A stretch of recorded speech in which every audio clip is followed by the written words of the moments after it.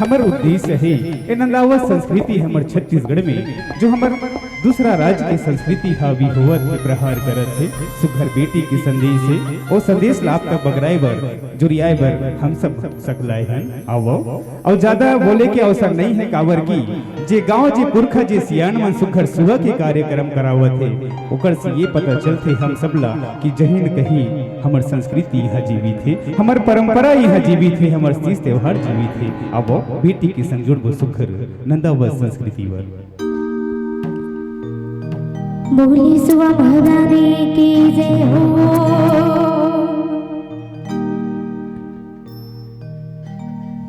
वक्रतुंड महाकाय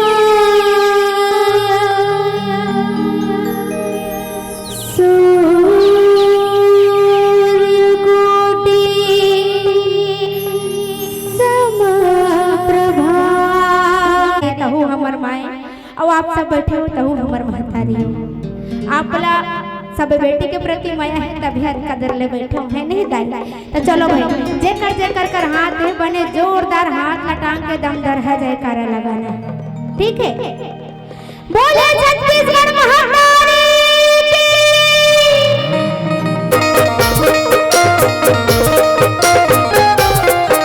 नंदा दही कारे नंदा दही कारे नंदा दही नंदा दही कारे नंदा दही कारे नंदा दही का बगराय कुमरी अरे तुतारे आरा रा रा ता ता छु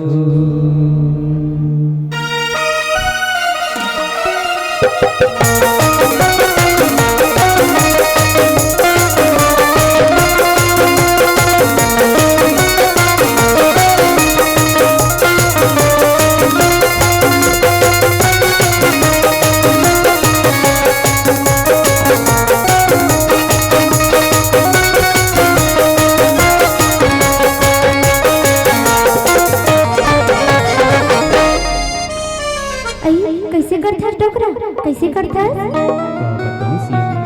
अरे आजकल के नौजवान लड़का मन ला देखता हूँ ओकर संस्कृति मन ला देखता हूँ आदर व्यवहार ला देखता हूँ तो मन ला तो संसोलाव थी वो संसोलाव थी वही संसो तो वहु ला लागत है डोकरा हमर जमाना में ना जब दिन दिवाली आवे तो ओकर एक हफ्ता पहले सुगर नोनी मनहा टुकनी ला बहू के साथ सवांगा लग करके सुगर घरों पर सुबह नाचे बलाए राउत मनहा अपन जम्मू संगवारी ले मल्ला लेके बाजार रूंजी लगा के राउत नाचे बलाए।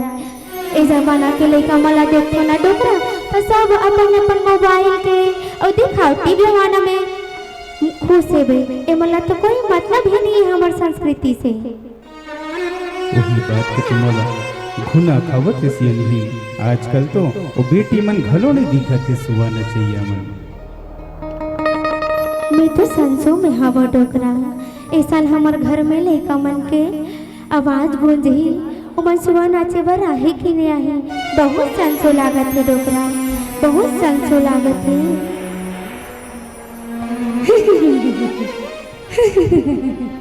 का होगी बाबा का बरूदास बैठे हस कल बताऊं बेटी जैसे सुरहुती देवारी आवे तुहर मन जैसे बेटी मन मोर गली गंगना घर में आवे मोला तो बहु संस्कृति वो गीत नंदा जही तैसे लागती बेटी नंदा जही तैसे लागती नहीं नहीं आप संसो का बर करथ बाबा आप संसो झन करो हमन हा बनना हमर संस्कृति ला बचाए बर कर्मा ददरिया सुआ नृत्य राउत नाचा पंथी नृत्य सबोला हमन बचा के रखबो सबोला हमन संजो के रखबो आप संसो झन करो बाबा आप संसो झन करो ते सिरतोन कहत हस बेटी ठग तो नहीं देबे हाँ बाबा मैं सिरतोन कहा था बाबा गौकिन बाबा मैं सिरतोन कहा था बाबा ले बेटी सुखर अपन जन्मा बहनी मन ला बुलावो और सुखर हमर घर अंगना में सुबह के गीत ला प्रारंभ करो बेटी।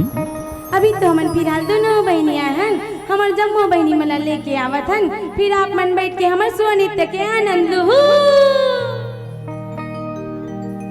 लाली गुलाली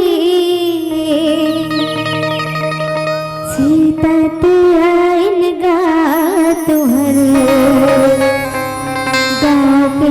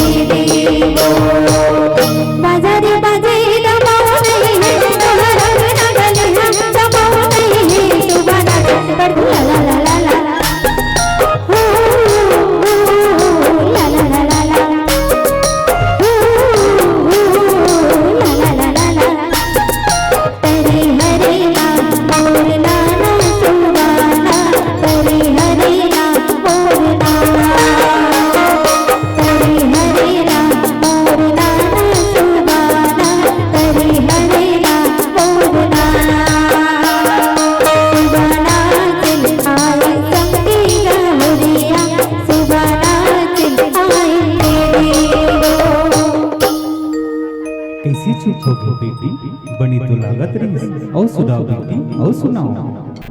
हाँ ना बाबा, सुनाबो बाबा सुनाबो। आप धीरज धरो बाबा, धीरज धरो।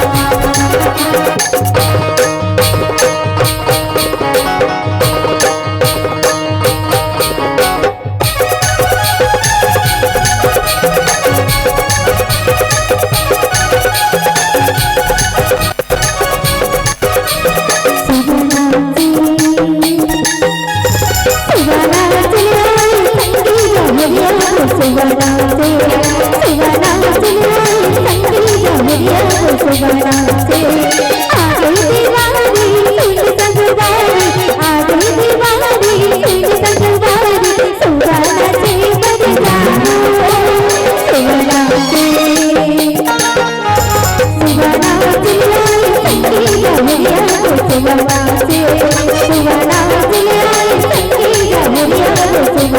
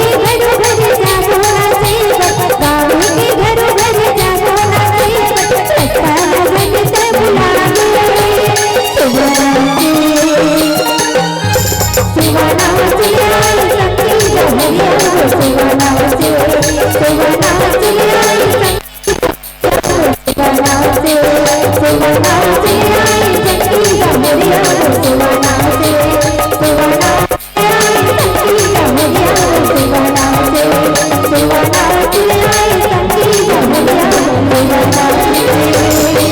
बोले शिवा महारानी की जय हो, बोले छत्तीसगढ़ महतारी की बेटी की संदेश मैं पुनः ये पुरखा ला प्रणाम करो, यहाँ की सियान मन प्रणाम करो। मैं छत्तीसगढ़ी आया, मैं छत्तीसगढ़ी आया, यहाँ के माटी है चंदन। मैं छत्तीसगढ़ी आया, यहाँ के माटी है चंदन। और आप जमो पहुना तिथि के जय माँ शारदा बिटिया परिवार करत है अभिनंदन, करत है अभिनंदन, करत है अभिनंदन। अरे दीवाना हूँ संस्कृति का, अरे दीवाना हूँ संस्कृति का, और फूलों से मोहब्बत करता हूँ और चांद से आहे भरता हूँ। आज की भरी दर्शक दीर्घा को मैं तह दिल से स्वागत करता हूँ, तह दिल से स्वागत करता हूँ।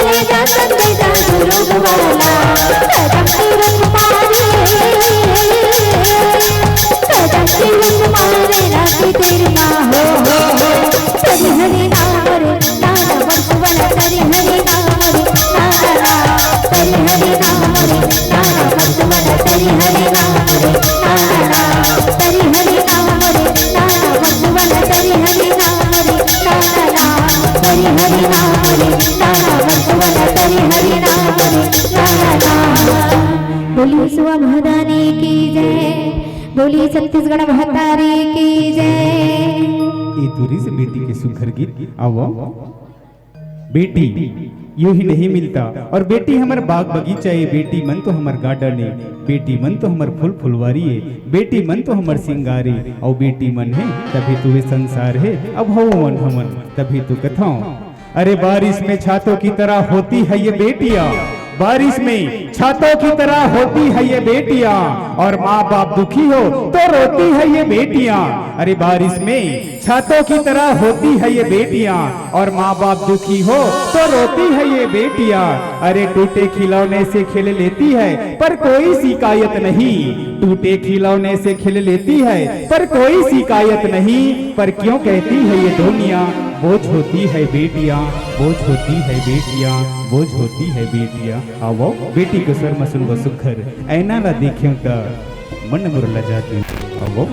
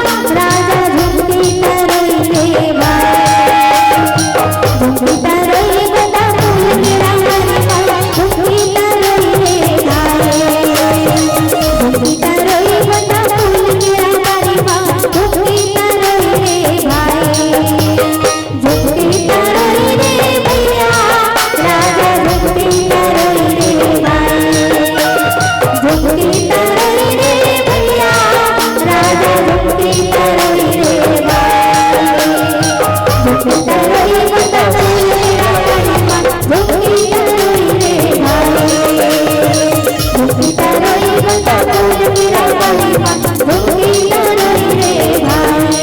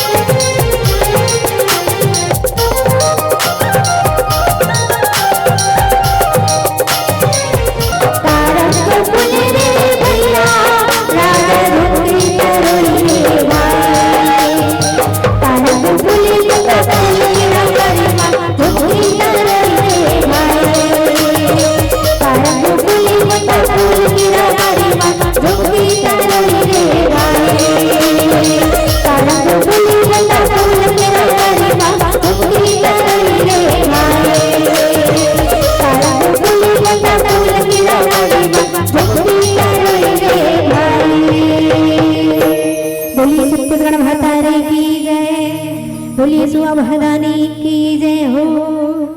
आओ आगू में मोर महतारी मन बैठे है और पाछू में मोर दादा मन बैठे है। अक्सर मोर महतारी मन ममता मई करुणा मई वात्सल्य मई महतारी मन और पिता जेकर आज तक कोई लेखक कवि ओकर बखान नहीं कर पाई। पिता ऐसे होते और सौभाग्यवान है जेकर दाई दादा है जेकर माता पिता है। तभी तो कथों सुरता करो जब हमर नाम नान रहे माँ की आचल लगन स्तर पान करन तो हमर मुँह माँ की स्तर में रहे और हमर छोटे लात माँ के पेट में पड़े। न जाने कितना बार हमर लात मारे होबो फिर वो माँ दूध देना बंद नहीं करीस, भोजन देना बंद नहीं करीस। तभी तो कथो अरे 1000 लात खाने के बाद भी भोजन देने की कृपा किसी को दी है तो केवल माँ को दी है, केवल माँ को दी है। इसीलिए कहता हूँ हर चीज भूलो मगर माँ बाप को भूलना नहीं, हर चीज भूलो मगर माँ बाप को भूलना नहीं। क्योंकि माँ गीले कपड़ों पर सोकर माँ सुखी जगह सुलाया है, 7 धार का गोरस माँ बैठाकर तुझे पिलाया है। इन उपकारों को भूलना नहीं, हर बात भूलो मगर माँ बाप को भूलना नहीं, हर बात भूलो मगर माँ बाप को भूलना नहीं। चलिए जोरदार अपने अपने माता पिता के लिए ताली बजाएंगे और सुखर चल को हम सब गौरा गौरी दर्शन की कलसा पर भावो। तेरे नाम की भगवन हम बन गए योगी, सुन मेरे भोलेनाथ तुम हो जोगी। बिन दर्शन किए खाली हाथ नहीं जाऊंगा और जो भी मुरादे पाऊंगा भोलेनाथ तेरे दरबार पे आऊंगा, तेरे दरबार पे आऊंगा, तेरे दरबार पे आऊंगा।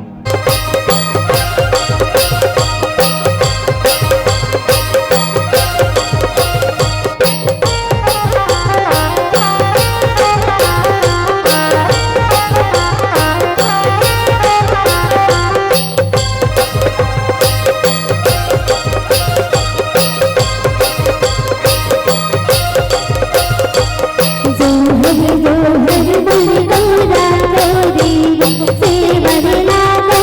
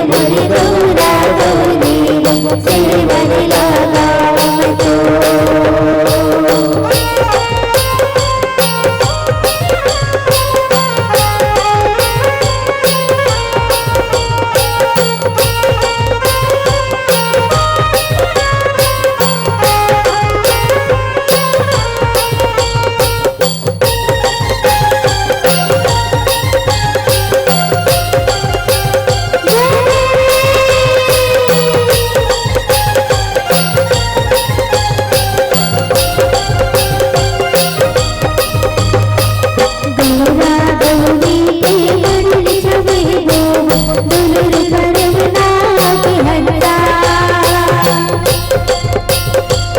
गौरा गौरी के मरल छवैबो दुलुर करवना के हंसा गौरा गौरी के मरल छवैबो दुलुर करवना के हंसा गौरा गौरी के मरल छवैबो दुलुर करवना के हंसा